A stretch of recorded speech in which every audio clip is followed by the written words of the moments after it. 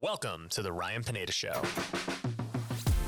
where our mission is to invest, I only expect to make money in things that I understand. innovate, It's about believing in the future and thinking that the future will be better than the past. and inspire. I am much more likely to hit my goal just due to putting it out there.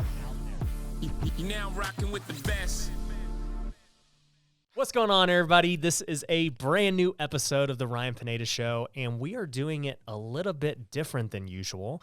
I've got a brand new co-host. His name is Josh Sutton, and he's actually my cousin. He's putting on his headphones now, so you can see it's our first time doing this. We're working out the kinks, a little nervous, but yeah, I kind of wanted to do a different type of series that I never see on podcast. You know, whenever I listen to a podcast, it's always other people doing like extraordinary things. You know, I like listening to Joe Rogan because he'll get Elon Musk on there. He'll get these big people, but I never see the podcast that talks about like what I would call the everyday person, which is the majority of people who watch my stuff.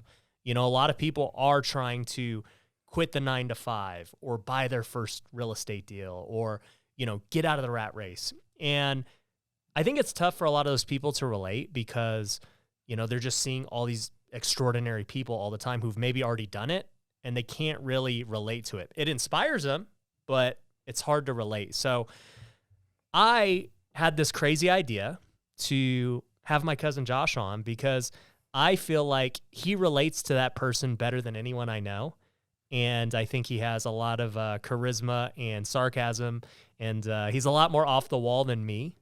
And, you know, I just think it's going to be a cool series co-hosting episodes with him and, you know, just seeing how they go and seeing if people really like it. So if you guys are watching this on YouTube, definitely comment below if this is something that you're liking and you're feeling. We would love to hear feedback. But before I go any further, I just want to introduce Josh and let him kind of tell his story first before we jump into the topic of today's episode, which is to, you know, how do you get over the struggle of the 9-to-5, you know, and getting past that and possibly quitting and, you know, going in entrepreneurship or just even staying in it and staying mentally focused. So, Josh, happy to have you, man. Oh, thanks, man. It's a long struggle and getting out of that 9-to-5 when you're stuck, and it's not even stuck. You know, I like going to work every day. It's just, you know, you're branching out and trying to get yourself to a point of where you're comfortable, where you can just focus on, you know, your hobby or what you're going to be successful at, you know, in life. I mean, I'm very successful at what I do, but it's one of those things that it's tough. You can't get past it. Yeah. So why don't you give them a quick little background on, you know, your story. Obviously we're cousins. I don't know. I can't remember if I mentioned that, but if you're on YouTube and you can see the resemblance, definitely let us know. But yeah, so just kind of give them a background of where you came from and where you're at today. Well, I was born and raised here in Vegas, and my whole life I worked at In-N-Out in high school and a little bit of college, and then I've worked at Mercedes-Benz for the last 18 years of my life. It's been good. It's been good. It's tough for sure, but you know, it's one of those things. It's long hours, but it's very rewarding at the end. Right. How long did you work at In-N-Out? Oh, geez, dude. From 16 to 23, 24, I think. 24. And I remember you telling me, I remember when you were 24, I would have been, how much older are you than me? I think like 7 years. Yeah, somewhere in there. Okay. So I would have been like just graduating high school, but I remember you telling me you were making like really good money at In-N-Out. Yeah, dude, In-N-Out. I was making more at In-N-Out than I was at Mercedes for a little bit. And that was 6 figures at In-N-Out? No. Oh. I wasn't to management level. The managers over there, they make that. Yeah. But you know, I was a level 6. It's nothing crazy. I finally made my way up to where I could cook some cheeseburgers. It was exciting. I love it, dude. So you did that, and then how'd you get into Mercedes? That's a very funny story.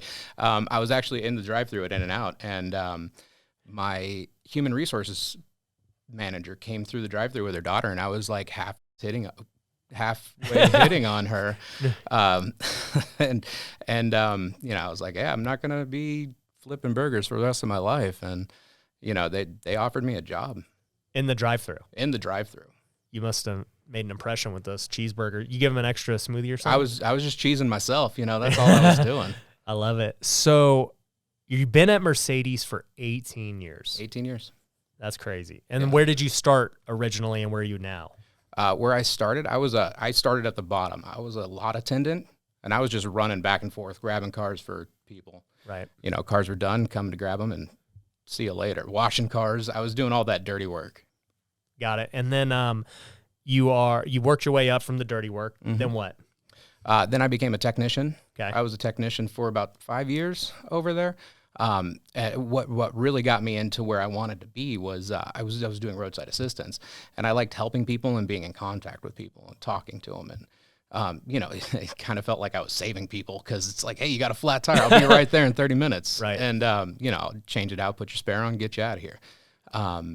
So I became a service consultant, but I didn't realize the negative effect, because I was doing the positive. You know, I'm here to save you. Yeah. Everybody's happy to be saved, but Yeah. when you tell somebody it's 6 G's for their brakes, Especially at Mercedes. yeah, they don't like that. Yeah.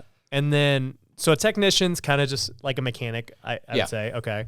And then you worked your way up to what now? I'm a service consultant now. Service consultant. So now you're just selling the services and everything like that. Yeah. Okay. Yeah.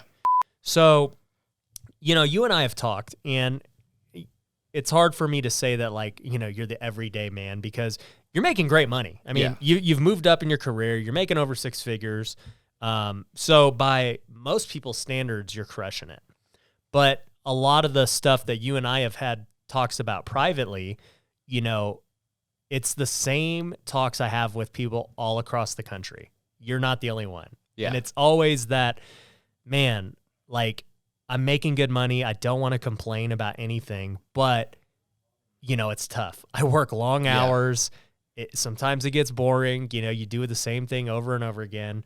You don't have, like, the time freedom that, you know, the business owner has. And let me say, like, the business owner time freedom myth is somewhat overstated, because business owners a lot of times work more hours than employees. But yeah, I just think that you can relate to a lot of the people that are probably watching this podcast right now.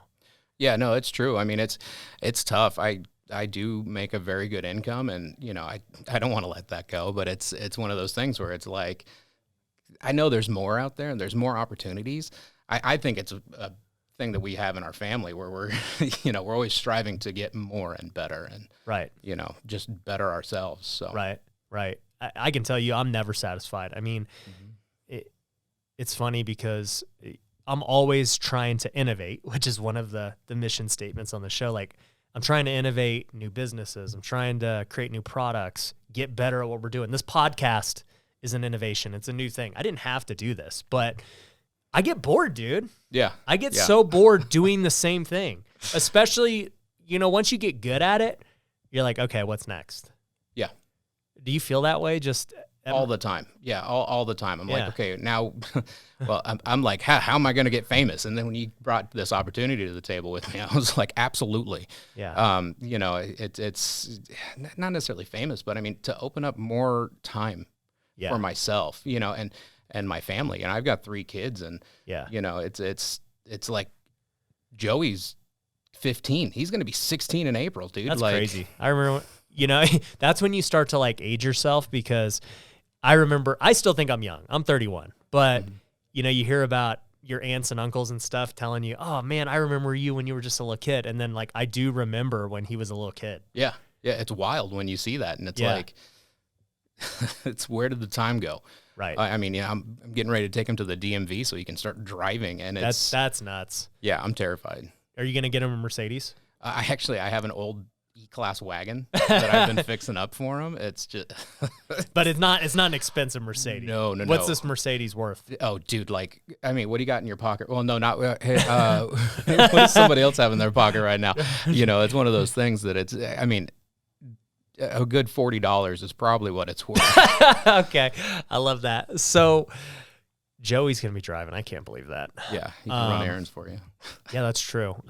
You know, I just actually hired a personal assistant, which is just, I guess, like another level, because it's something that I would have never thought I needed, or like, but it's the best investment ever. I just hired him this week, and it's like, we have all these errands to do. I've got things that I don't want to do like just the little tasks that, like, wear you down. And I've been doing it my whole life, but then you realize like, man, the value of your time once you reach a certain level is way worth it. Yeah. To hire someone else to do it. But tell me just, I mean, here's my biggest thing. You know, the theme of this episode is the 9 to 5 and just the struggles with it and the struggles for many to leave it. Because I think for a lot of people, if they had an opportunity elsewhere to like be an entrepreneur or to have their own business or actually maybe do something they're passionate about and make the same money or less, even like a little less, they would jump on it. Yeah. Right. And I know for my sister Noelle is the COO of my company and, well, not my enterprise, I should call it. She manages all the different companies. So I've got the house flipping company. I've got the tax company, the education company, the brokerage. So what she does is she's like the middleman between all the other COOs. She'll check on every single COO at those companies, make sure she's good or the companies are doing good and what I need them to do. And she oversees everything. She's pretty much my right hand. And I remember when I first hired her 3 years ago, she worked at Hot Dog on a Stick for, do you even know how many years? It was a long time. Dude, it was like 5 years. Yeah. 6 years. Like the rest of the world, she looks successful because she's working her way up. She was like the district manager of like 4 different states. I think she was, regional or something. And I don't even know what corporate structure is like. I've never had a job, so I can't relate. And I just remember I told her she was so unhappy with it, even though, you know, she had worked her way up and done everything that everyone else said was right. And she's like, do you have a job? Can I work for you? And she took a severe pay cut.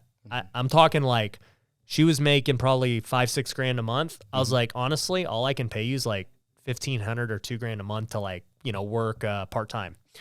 And she took it. Yeah. She took it because the lifestyle of what she was doing, flying around everywhere and not being appreciated, was not worth it. And now obviously she makes way more than she did back then. And it was the right choice, but it took 3 years to get there. Yeah. You know, Yeah.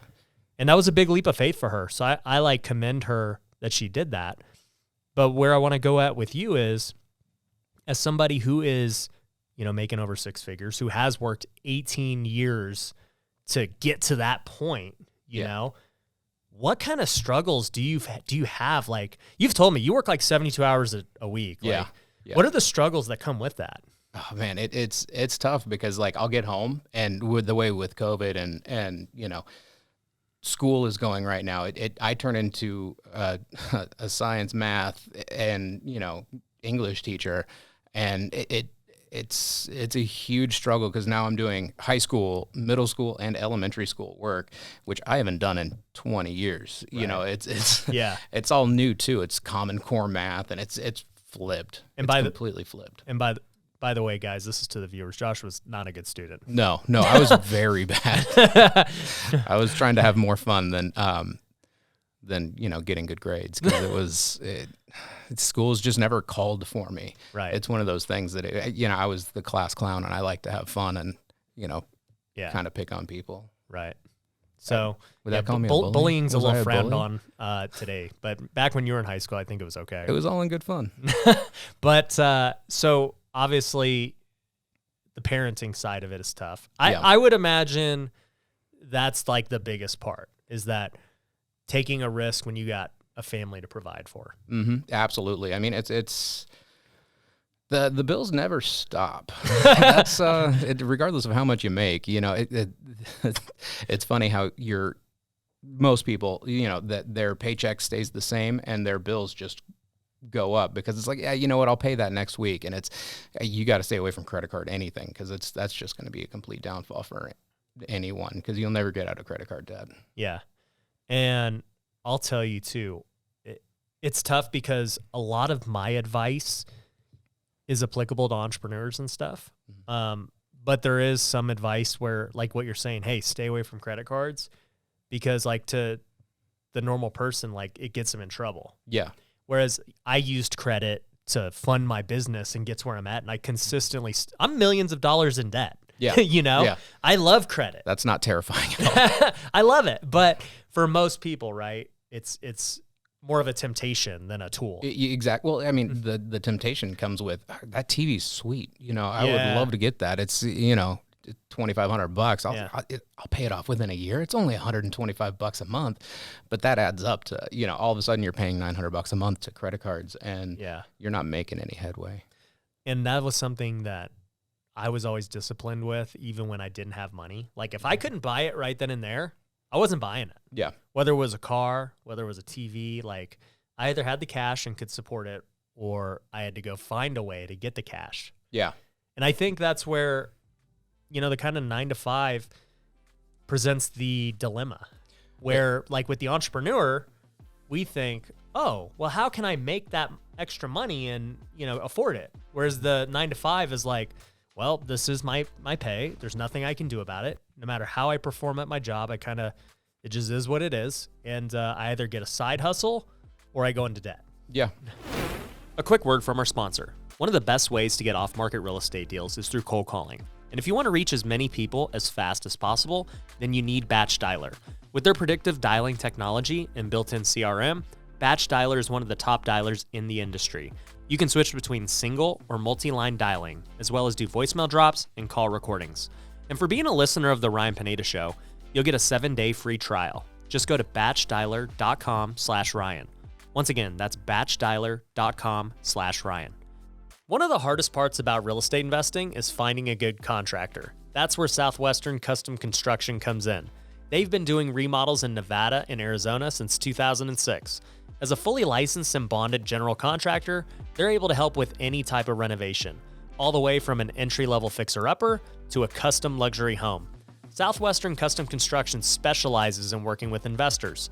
I've personally used them on many of my projects, so I know their team is legit. If you want to get a bid on a project, head over to customhomenow.com. Once again, that's customhomenow.com. Many people want to talk about how much money they make, but what's more important is how much money they keep. That's where my company TrueBooks CPA comes in. We help real estate investors and business owners across the country with all types of tax and accounting services. This includes bookkeeping, tax planning, tax preparation, and CFO consulting. I can tell you, my businesses have exploded since I started taking my accounting seriously. And if you want to do the same, you can go book a free call at truebookscpa.com. Once again, that's truebookscpa.com. Now, back to the show. Yeah, I mean, with me, time frame wise, it's hard to get a side hustle because you know, as soon as I'm home, you know, I turn into chef too, you know, because the kids, they will not feed themselves unless there's prepackaged meals and stuff. But it's you know, I put on many hats to take care of the family, and then it turns into, at the end of the day, now all of a sudden it's 10:30 at night, and I'm zapped. Right. So it's like, all right, can't wait to, you know, wake up at 5 a.m. and do to it all over again and just reset. Right. Yeah, it's like Groundhog Day. How do you do that every day? Because I have to. Yeah, you don't have a choice. Yeah, it's one of those things where it's, you know, I would love to wake up and go to the gym first thing in the morning and, you know, get that stuff out of the way and then start work at 10, you know, or start, you know, it's just like, I was always envious of your mom because she would start work at like noon and she'd get off at 3. And I was like, damn, that's awesome. Because my mom was always, you know, she was always like the 8 to 5. Yeah, she worked at Sprint for like 100 years. Forever, yeah, until they told her no more Sprint. Yeah. You know? Yeah. It's one of those things. And, you know, my dad, he was working at Nortel forever, but, you know, he had a different weird job title where they were sending him around. So it's one of those things. Yeah. Yeah, and it's just, I look at it and I get a lot of young people because I'm pretty heavy on TikTok, and a lot of them are like 18, 20, and I'm like, guys, you have literally nothing to lose. Yeah. Like, take a chance. Like, I tell them this. I'm like, if you go into debt now and spend credit cards, you can recover. Yeah. It's okay. You have no one to worry about except you. Oh, yeah. But when I get the guy who's 40 years old, who's got a family, and, you know, they got different decisions to make, where it's like, hey, you know what? I don't know that you can take that risk right now. Well, yeah, back to Noelle when she came to you. Yeah. You know, Noelle single, and you know, she had a different, young and set up differently entirely. It's I mean, there's good and bad to having kids young. You know, I'm 38 and I'm going to be, you know, one kid less coming up soon. So it's, you know, well, yeah, no, the way they're going with school, it's going to be, they're going to be living with me forever. I should get a basement that's big enough for all of them to hang out in. Yeah. But, well, my new house, we might have one. So, yeah. But I don't want them. I'll send them over to you. Yeah. You can have 3 personal assistants. I'll have 3 little, like, I'm going to put the Minion suit on them and just, only if they dress up. Yeah. You know what? If the dollar sign's right, they'll do it. And the dollar sign is not high with them. Yeah. The dollar sign is like living at the house. So that's fine. No, Jonas is the one that's the one he's very creative and he's very theatrical. So it's, I think he'd have fun dressing up like a minion and listening to you. All right. We'll test run one of them. Yeah. Yeah. I'll send Jonas or Jordan. Yeah. But, yeah, I just think everyone's at a different spot in their life. You know, a lot of people, I get DMs and they're always like, man, what should I do in my situation? Well, they won't even tell me their situation. First off, they're like, should I buy this house? I'm like, dude, I know nothing about you. Like, how much money do you have? What is your job? Like, do you have kids? Like, how can I say that this is a good decision or not? You know? And it's wild, dude. They're asking you to predict the future, and it's one of those things that's out of anybody's hands. It's right. You know, and I try and avoid giving, you know, individualized advice. Like I'm happy to give a general concept of how something works and whatever. The only way I'll give you individual advice is if either you're in my coaching program, which you guys can apply for at futureflipper.com, or, you know, we do a 1-hour consultation. You've briefed me on your situation and I can give you accurate advice. The last thing I want to do is give DM advice and ruin someone's life. Yeah. Date that girl.